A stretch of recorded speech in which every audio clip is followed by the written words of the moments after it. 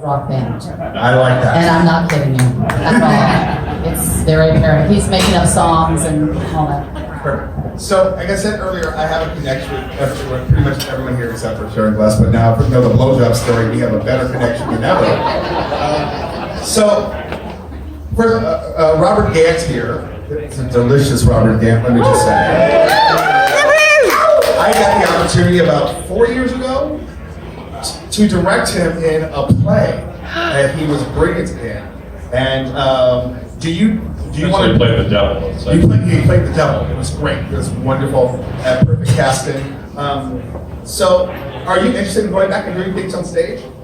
Absolutely. Yeah, I would love that. It's just I sort of go with the flow. You have to make a concerted effort. It's one of those things I've certainly talked to my reps about. It's tough sometimes to get your representatives behind that because it's not going to pay them anything. So you have to really push. But I'd love to. Let me be clear with you. Los Angeles is a theater town. Yeah. It is a theater town. It's not just film and television. It is also a theater town. Just like Chicago, just like New York, it is a theater town.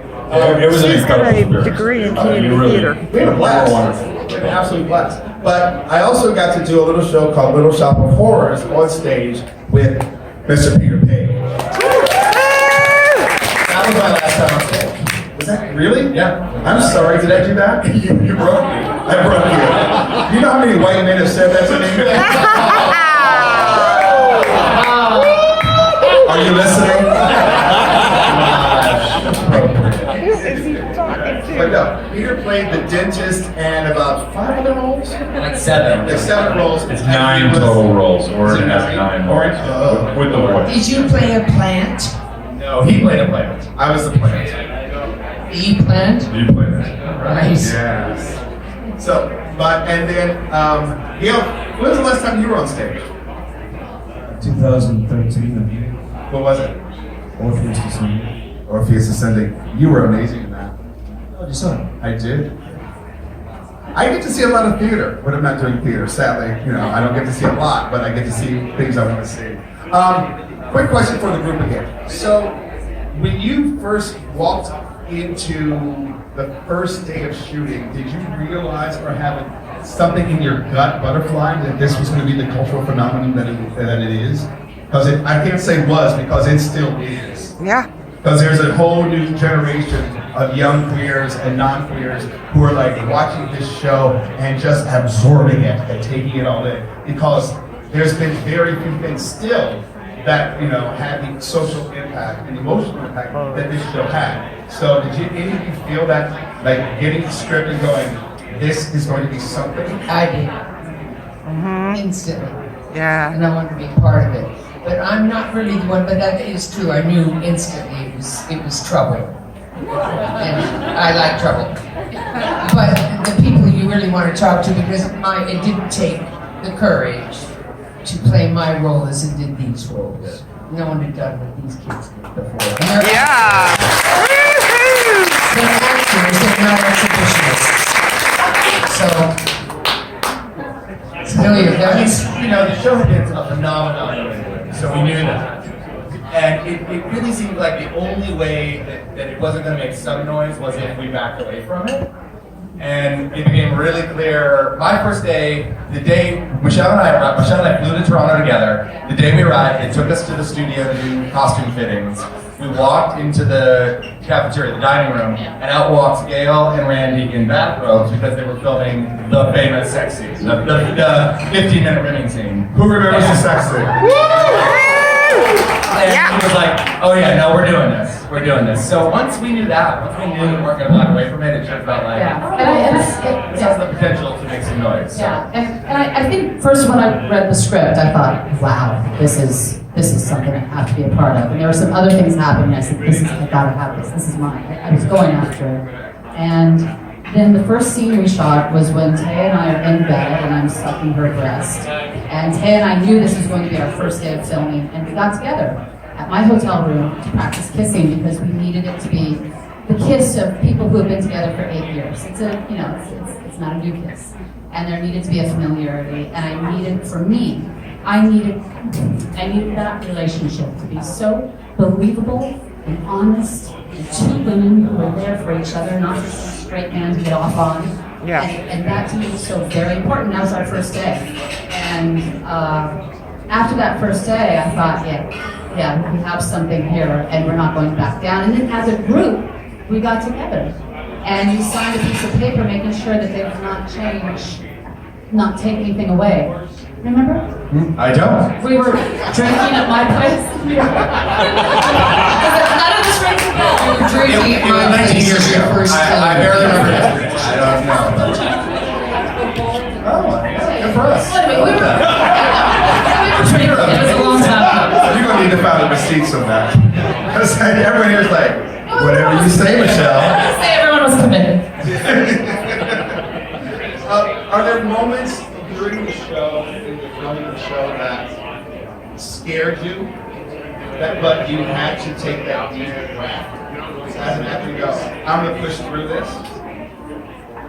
Yeah, I mean, I just remember the first episode. These guys had already been doing all of their risk taking and whatnot, and so I knew what I was getting into in that sense. Actually, on a sidebar, my very first line on the show, I think, was when I went into the comic store, and I think I said, "I'm looking for Superwoman," and Sharon goes, "Here I am." that was the very first interaction I had. I love that people get so excited to go, I did? That was 20 years ago. And I remember Michael DiCarlo was directing this episode, and I was doing this scene with Michael in the mirror, where he had just discovered all of Ben's meds, and we were about to have sex and everything. And he said, "Well, and he was going to shoot from here." He said, "Take it all off. We'll just might as well throw you in there." And I was like, "Okay." Because it wasn't, we didn't get to the butt shot until later, but it was just like, okay, threw it in there, and here we go. So it was kind of awesome. Well, I just have to say that the five of you, not just the five of you, but the entire company was just fearless. I think for those of us as actors watching it, realized that we had to be as fearless as your entire company was for us to go out into the world. And I think that you inspired so many actors to sort of go, you know what, I have to push through this, I have to do this, I need to fight whatever demon I have so I can become a better person and a better actor. So I want to say thank you for all the younger actors out there, and older actors too, who watch the show and went, I need to do that, I need to be as strong as these people. So thank you all for that. Very nice of you. Thank you. Right before our screen test, they sent us a 20-page nudity plan. A what? I'm not exaggerating. It's 2-page contract, and it had pulls from the script, and it said whether or not you're doing these scenes in the pilot, you will be called upon to do these kinds of scenes in this series. Sign right here saying you're willing to do that. And my manager, who was gay, knew I was gay, was fine with all of that, called me up and said, I don't want you to do the show. And I was like, why not? He said, well, once you've been getting ass fucked over on Showtime, I'm not sure I can take you to ABC. Ah. Oh, boo! But back then it was a different game, right? I mean, there wasn't streaming, there wasn't 100 channels basic cable. This is like, there was Sex and the City, and The Sopranos, and us. That was it. I mean, there was not a ton of Soul Food had just started on Showtime. There was not a lot of premium, sort of adult, it just didn't exist. And so, and I was like, okay, well, let me think about it. And I spent the night, and I was like, I'll kill myself. If this show goes, and I'm not a part of it, I'll kill myself. So I was like, I am very glad you did it, and you didn't have to kill yourself because we need you. Yes. Speaking of you, I want to talk about some of the groundbreaking work that you've been creating. Because you did the Fosters. Are we almost? And you have a sequel. yeah, we have a spin-off. Yes. A spin-off, sorry, yeah. Spin-off for the Fosters. You want to talk about it? Yeah, it's called Good Trouble. I hope you're watching. If you're not, you can find it on Hulu. Super, super proud of it. It's a fun, edgy show about sort of those years right after college when you think you know everything and the universe is determined to show you otherwise. I say it's about the time in your life when you're getting fucked up, getting fucked over, and fucking it up. Yeah. Good trouble. That's exactly right about that Super proud of it. So please, if you can. Thank you. That's Nate. I will always plug you. You already broke me. We've established it. It's a great show if you haven't checked it out. Really, Robert Gant appears on in the Foster's Good Trouble universe. He's absolutely I didn't know that. great. it pushes forward conversations, just like a broad spectrum of conversations in ways that other shows don't do. So really check it out. So I have to ask, Christopher Makish, I don't have my watch on, so how are we doing for time? All day. Yeah. All right, so a couple of questions. Doing what you are doing now, what would you do?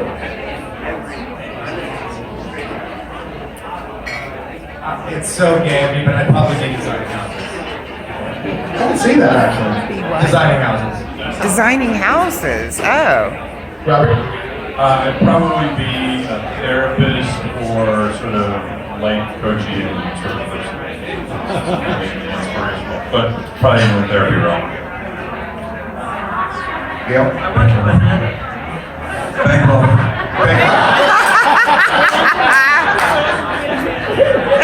That's a good one. I see that. I do see know, that. I'm wrong. I got 15 minutes before I gotta go to work, so. There's a B&A on the corner. Michelle? I love activism. And I think there's a point where I was thinking, I know this sounds great, but I've never said this.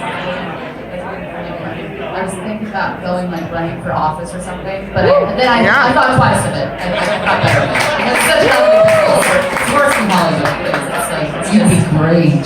Okay, you say run for office, but there's smaller things you could run for to help within your own community. Yeah, I thought about that too. I thought about that too. I have a son young though. I don't Daschle, what if Daschle told you? Daschle said, Mom, I want you to run for office.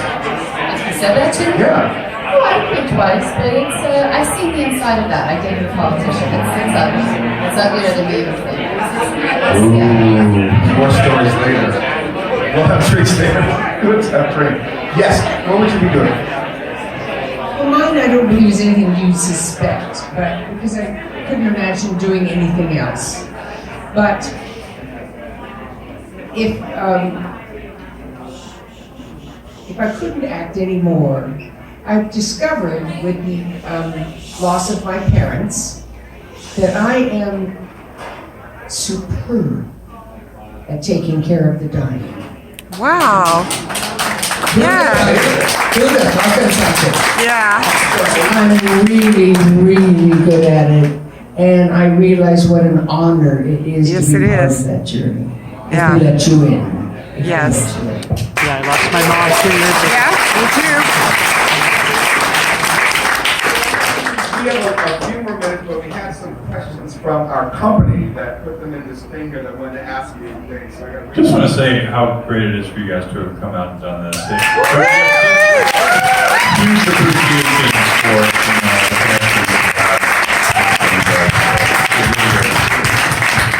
I need to say one more thing about what I just said. I'm not good at like changing diapers, things like that. Yeah. My skill is in being able to emotionally communicate Yeah. when no one else will listen. Yes.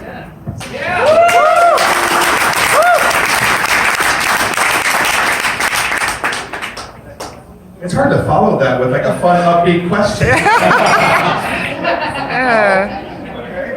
Let's all take a deep breath. What is your idea? This is kind of a nice little segment. What is your idea of earthly happiness? Not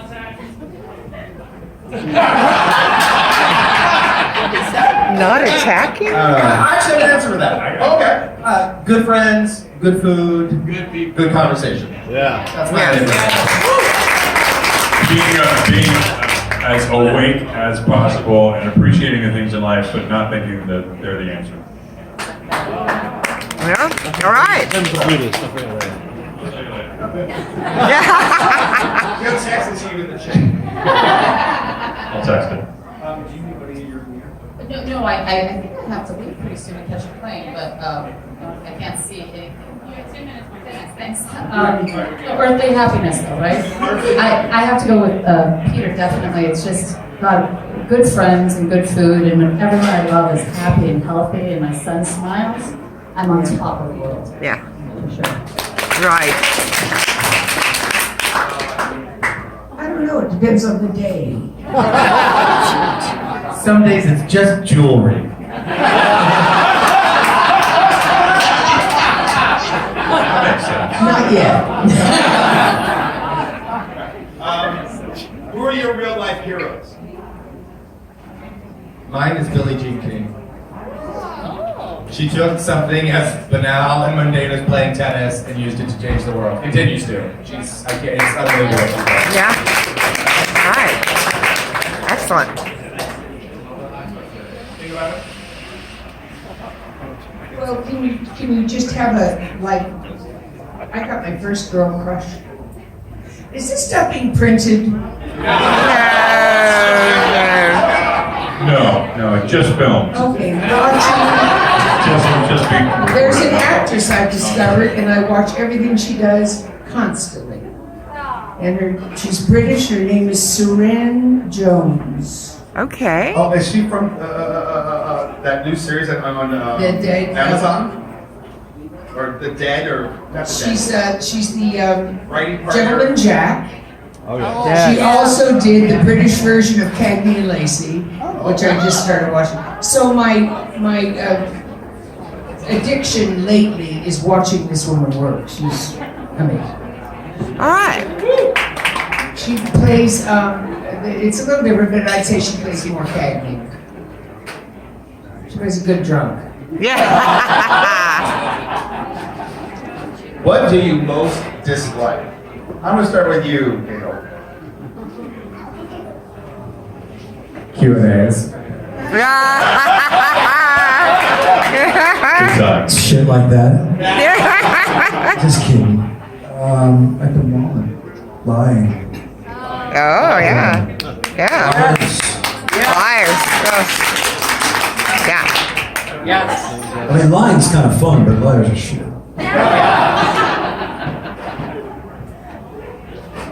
What do you most dislike, Peter? What do I most dislike? I just like entitlement. I just like racist bullshit people who are running this fucking country.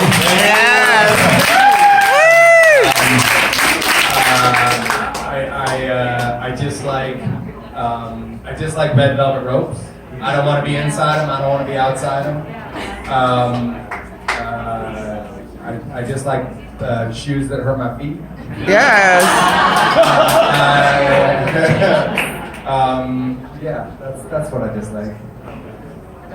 So I have something. Before we have a little time before you have to leave. I want to take some questions from the audience. So politely raise your hand if you have a question. Yes. Hi. First of all, I started watching the show right after the HIV episode started, the second season, and Ben was my hero. I was newly diagnosed and scared shitless. But watching those episodes is what got me over the edge. My parents didn't understand, so it was really great. It's what made me an advocate, so I've been an advocate ever since. So first, thank you. Yeah. Thank you for doing this. Like in 2012, when it was so hard for a Latino Catholic conservative to be out there and what did that storyline do for you personally? What's your name? Daniel? Daniel. Thank you, Daniel. I really appreciate it. I'm glad it had that impact. I think it just, one, we're required to advocating for a perspective. I think there was a sort of a broad-based perspective about what it meant to be positive and the whole sort of AIDS, concept. And in the course of the show, it was being presented more from this AIDS perspective with Vic. And so there was a lot of dialogue and kind of pushback, trying to determine how much to let the meds be a part of it. It was sort of this struggle to like let it be a representation of a broader, fuller life that was maybe less just about the illness. I guess it caused me to sort of be engaged in the advocacy for the storyline. It felt important, and obviously it was just in the world. So thank you. It was it's one of the greatest gifts of my life to do that. Thanks. Yeah. So we have Michelle for about 3 more minutes. Is there anything anyone wants to add to Michelle? Yes. We had the privilege of having lunch with these amazing people that changed the Dakota. Hi everyone. And they changed all of our lives. We watched the show in silence, quietly in our rooms. Sharon, darling, you had a quote yesterday for us. Your favorite quote from Queer Spoke. To Michael. Oh, big quote. Where are you? I'm right here in the back corner. Hi. So your favorite quote from Michael from Queer Spoke? Well, I can't say that. I don't remember what my favorite quote was, but I. What was your favorite? You told us your favorite quote yesterday at lunch. That I've been told by people that it was the favorite quote out of her mouth. So, is it okay if I? Yes. And the quote was, I told Michael he was gay before he had to tell me. Yeah. Okay.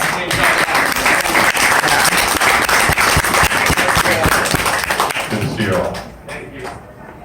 Just want to say quickly to these gentlemen who we had lunch with yesterday, in the interest of this event, supporting another theater, a local theater called the Blank Theater. So it's important these kind of things happen, no matter what. The Blank Theater? The Blank Theater, yeah. Oh, the Blank Theater is a theater on the corner of Wilcox and Santa Monica. It's run by Daniel Higgins. He is one of our closest allies in the theater community. We work together all the time. So we always promote other theater companies.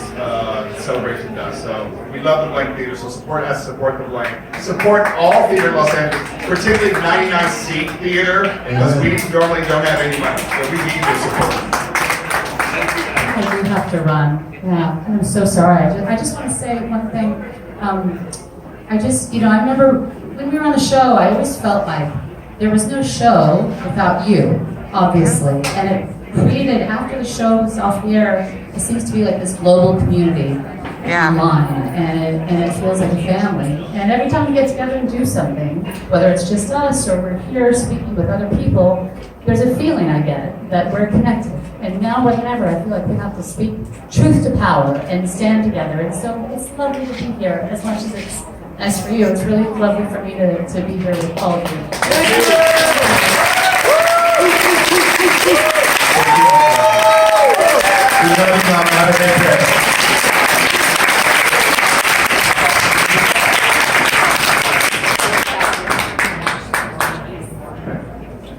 Isn't it crazy that after 20 years, right? 19 years that they still feel this. I mean, that's like the power. It's like we talk about this in the theater a lot, but I don't hear about it as much in film and television. The family that's created in theater, when you do a show with people in the theater, you create an immediate family. But usually when it's film and television, it's like you go in, you do your thing, you head out, you work, or the set becomes very toxic after a couple of years. And it just feels like I'm watching the 5 of you here. And I know Scott would be the 6th person if he were part of that. He speaks so fondly of all of you. It's just so great to see that sort of bond, that togetherness, that this business is not always, we hear these horrible stories, but like this is like this beauty and love that's shared within you. Sharon Glass has done like 9,000 television shows in her career, and she says, every show ends and everyone's always like, oh my God, we're never gonna be apart. I'll call you every day. I love you so much. So we actually do. We actually did it. We actually check in on each other and stay involved in each other's lives, and they've been an incredible source of support we've been incredible for each other's journeys. We go see each other's plays. We go to each other's premieres. It's been a real privilege and a real gift. I know. I believe It's the only show, I swear to you, where we still are very tight that I've done, except for I'm very tight with Tyne Daly. Tyne Daly. And these guys. That's it. And I know this because Scott Lowell has for all of you who don't know, Scott Lowell has done a beautiful web series called Adoptable. Yes! I believe all of you have been in Adoptable. I was supposed to be, but he recast me because I wasn't available. I think he recast you with me. He did. Actually, that's true. I think you're right. Yeah. Yeah, but it's a beautiful journey. Scott was adopted, and it's all about searching for his birth family, and it's a really beautiful thing. It's on Amazon, if you get a chance to see it. I believe season 2 will be going into production. You were in it, he was in it. Gale played my son. Yes, I We remember. had a picture on my wall in my house of Gale and me from Queer as Folk. We said, let's just hang it behind me in the scene so it shows that he's my son. But I just. By the way, Taya would have been here. She had a singing engagement. That's right. And Randy would also be much more engaged in things if he weren't in New York. I think just by virtue of his being there, that he's not sort of in the loop. So all these people are the same chain? It just freaks me out because I don't like my family. So I see creating your own beautiful families is amazing and wonderful because I can't imagine my real family being on the same email chain because half of it would be about vodka, the other half would be about God. And that would just be really weird. But that's what happened. So let me ask you this. Actually, no, I want to go back to the audience. Are there any more questions that you have out there? Yes. Okay, I'm just translating. This beautiful lady. She wants to know, Gale, question is for you. Do you have any personality traits of Brian Heaney? Do you have any personality traits of Brian? This is being filmed, isn't it? I don't know, but maybe some psychological comparisons that would stand the test of time. That's a hard one. Just say yes. Yeah, just say yes. See, Brian drove a Corvette for a while. That's a Chevy, and I'm a Ford person, so I really don't know what to say. I want to say, Brian had a fierce loyalty and stood up for his friends intensely, and I find that to be so completely true to form. Yes. Deeply somebody who stands up for what's right and for friends, deeply loyal. He's definitely the one you want to call when you got up there at the bottom.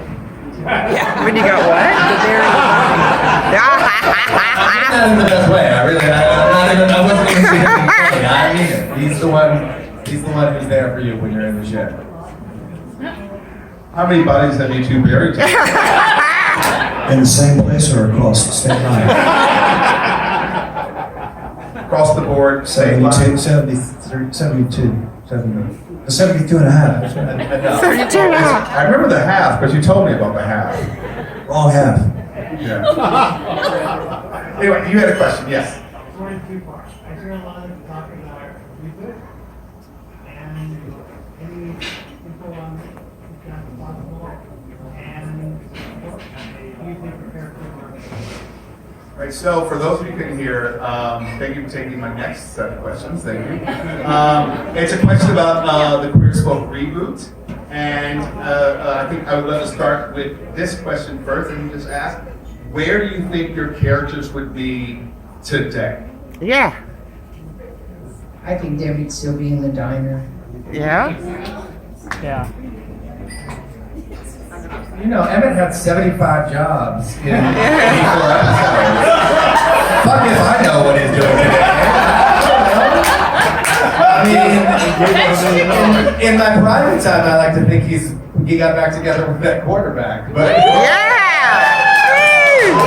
But that's just my special, me alone time. Yeah.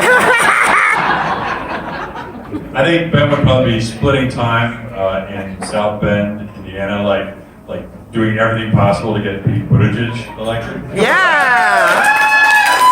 I think he would be very involved in politics. That's what I'm saying. I think Brian would hopefully be sober Yeah. for 24 hours at least. Yeah. I don't know, I think he would have woken up a bit. He tried to make some sense out of the nightmare that was his personal life.